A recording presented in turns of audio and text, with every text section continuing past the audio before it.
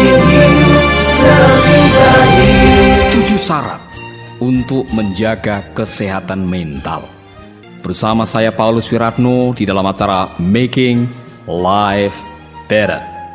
Saudara pendengar dimanapun Anda berada, kita semua adalah manusia yang selalu concern dengan kesehatan jiwa. Karena di dalam jiwa kita ada kekuatan yang bisa mengatur keseluruhan kehidupan ini.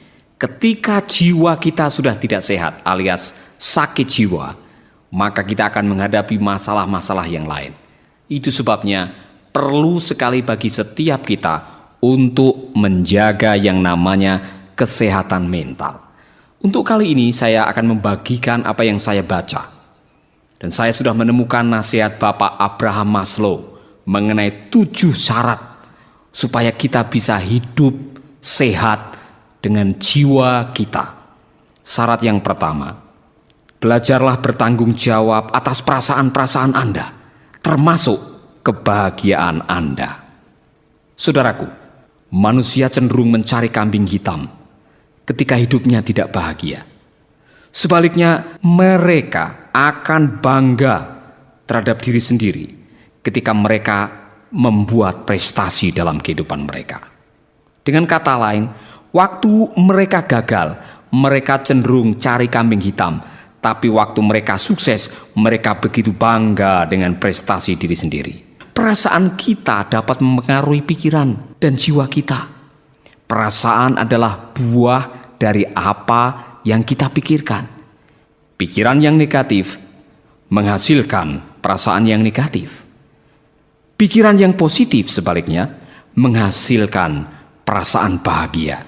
Nah, kitalah yang bertanggung jawab atas pikiran dan perasaan kita. Kita yang mengizinkan perasaan negatif, kita yang mengizinkan perasaan positif. Oleh karena itu belajarlah mengambil tanggung jawab dan jangan cari kambing hitam. Kitalah yang menjadi penjaga pintu jiwa kita. Yang kedua, belajarlah menghadapi konsekuensi dari pilihan kita. Saudaraku, belajar bertanggung jawab atas perilaku dan perbuatan adalah sebuah tindakan yang dewasa. Salah satu ciri orang yang tidak dewasa ialah orang yang selalu mencari kambing hitam. Orang-orang seperti ini tidak akan pernah bahagia. Mengapa? Karena setiap kali membuat keputusan-keputusan yang salah, ia tidak berani bertanggung jawab atas hasil keputusan itu. Nah, ada orang yang selalu mengatakan begini, saya ini jadi pengangguran lontang-lantung ini gara-gara bapak saya tidak bisa menyuklahkan saya. Saya juga pernah mendengar seorang wanita yang mengatakan begini, hidup saya jadi seperti ini gara-gara suami saya tidak bertanggung jawab. Saya juga pernah mendengar ada orang muda yang mengatakan begini, wajah saya amburadul kayak begini ini gara-gara mama saya. Saudaraku, kalau kita mau mencari kambing hitam, di mana-mana ada kambing hitam. Kitalah yang bertanggung jawab atas apa saja yang telah kita putuskan. Belajarlah mengambil tanggung jawab. Jangan mencela orang, jangan mencari kambing hitam, jangan melimpahkan kesalahan kepada orang lain. Orang yang dewasa adalah orang yang berani mengambil konsekuensi dari apa yang dia telah pilih. Anda masih mengikuti Making Life Better bersama Paulus Wiratno.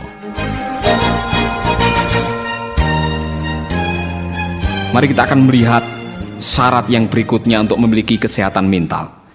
Syarat yang berikutnya ialah berusahalah menemukan kekuatan batin atau kekuatan moral. Dulu ada pepatah yang mengatakan di dalam badan yang sehat terdapat jiwa yang sehat. Saya pikir sebaliknya juga benar. Di dalam jiwa yang sehat terdapat badan yang sehat. Dan untuk itu kita harus berusaha untuk selalu memberi pupuk kepada batiniah kita. Nah, sayangnya kadang-kadang kita menghabiskan sebagian besar keuangan kita untuk hal-hal yang di luar. Untuk pakaian, untuk make up, untuk salon, untuk hal-hal yang sifatnya hanya kelihatan di luar saja. Kita lupa bahwa manusia dalam kita perlu dirawat. Kekuatan setiap orang ditentukan oleh kekuatan batin mereka. Nah saudaraku, kekuatan setiap orang tidak ditentukan oleh kekayaan atau penampilan atau kekuatan fisiknya. Ketegaran dalam hati mempengaruhi kehidupan manusia pada waktu menghadapi tantangan dan pencobaan. Itulah sebabnya seorang pemimpin besar dan sekaligus penulis yang sangat terkenal pernah berdoa untuk muridnya. Di dalam doanya dia mengatakan, "Aku berdoa supaya kamu memiliki kekuatan manusia batiniah." Nah, ini menunjukkan bahwa kekuatan manusia batin ini sangat penting sekali. Kekuatan moral sangat perlu, khususnya pada waktu kita menghadapi saat-saat genting di dalam kehidupan ini. Kalau kita tidak memiliki kekuatan moral, maka pada waktu kita terdesak, terhimpit, terjepit, kita bisa berkompromi dengan apa yang namanya dosa, sehingga kita tidak lagi bisa berdiri di atas kebenaran firman Allah. Berapa banyak di antara kita yang telah mengorbankan keyakinannya gara-gara kita berkompromi dengan dosa. Kita tidak lagi menjadi saksi, kita tidak lagi menjadi orang-orang yang tegar. Karena apa? Tidak punya kekuatan batin. Saudaraku, masih setiakah kita melakukan tugas-tugas kehidupan kita di tengah-tengah kehidupan yang penuh dengan tantangan? Masih mampukah kita melakukan kebaikan ketika semua orang tidak peduli dengan keadaan? Masih sanggupkah kita berdiri di atas integritas di tengah dunia yang serba abu-abu? Bukankah banyak yang sudah memberikan nasihat? Ini zaman edan. Ne ora melu edan, ora bakal keduman. Saudaraku, nasihat ini bisa menyesatkan kita. Zaman ini zaman gila. Kalau tidak ikut gila, kita tidak kebahagiaan. Tapi sebagai orang yang memiliki kekuatan batin, kekuatan moral, janganlah ikut gila. Untuk tetap waras di zaman edan, dibutuhkan kekuatan batin. Jangan sekali kita menodai keyakinan kita yang pada akhirnya akan mengganggu ketentraman jiwa kita. Hal berikutnya yang sangat penting menurut Bapak Abraham Maslow ialah belajarlah berani bertindak menurut kata hati, bukan menurut kata orang. Nah, saudaraku, hidup menurut kata orang tidak akan pernah membahagiakan, tetapi justru bisa membingungkan. Setiap orang kan punya nilai dan alasan yang berbeda-beda dalam berkata-kata atau dalam menilai saudara. Kalau saudara tidak percaya, mintalah pandangan 10 rekan saudara mengenai warna apa yang cocok untuk cat rumah saudara. Pasti saudara akan mendapatkan jawaban yang berbeda-beda. Kalau Anda mau mengikuti semua opini mereka, pasti Anda sendiri akan jadi stres. Namun demikian, kita harus mengakui bahwa banyak di antara kita yang sedang mencoba untuk menyenangkan semua orang. Oleh karena itu, mereka berusaha untuk mengikuti apa kata mereka. Seorang pernah berkata bahwa berusaha menyenangkan semua orang berarti sedang berusaha untuk menjadi gila. Oleh karena itu, berusahalah untuk hidup dengan apa kata hati saudara. Cobalah untuk belajar percaya diri dan melakukan apa yang ingin Anda lakukan. Satu orang dengan sebuah keyakinan diri sama kuatnya dengan 100 orang yang hanya tertarik tetapi tidak pernah melangkah berdasarkan keyakinannya.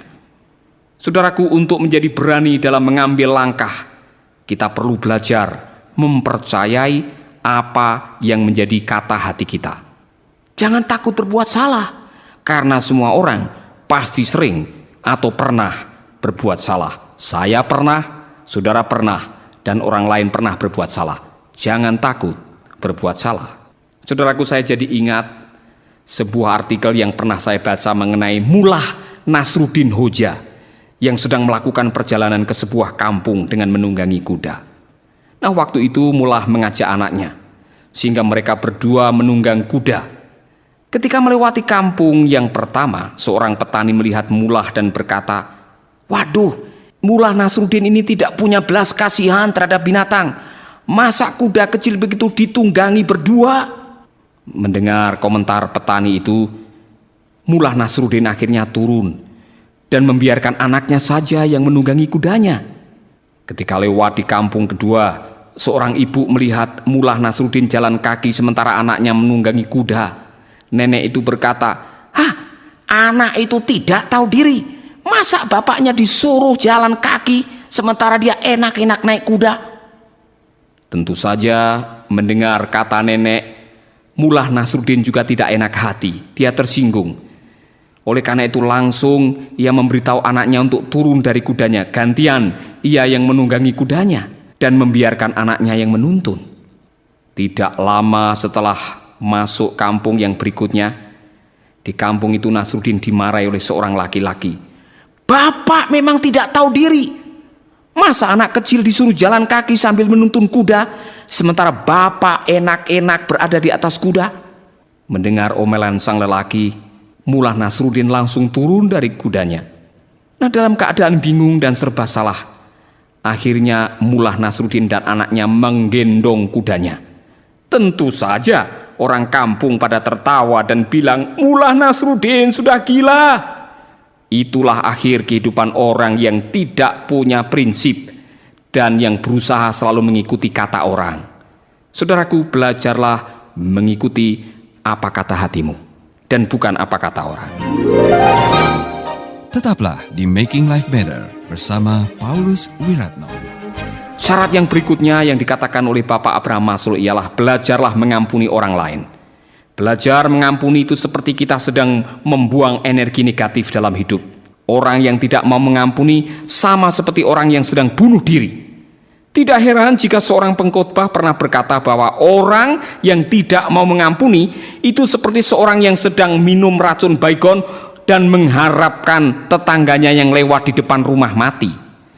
Nah, tentu saja saudara-saudara, orang yang minum baygon yang mati bukan tetangga yang lewat. Tetapi itulah nasib orang yang tidak mau mengampuni.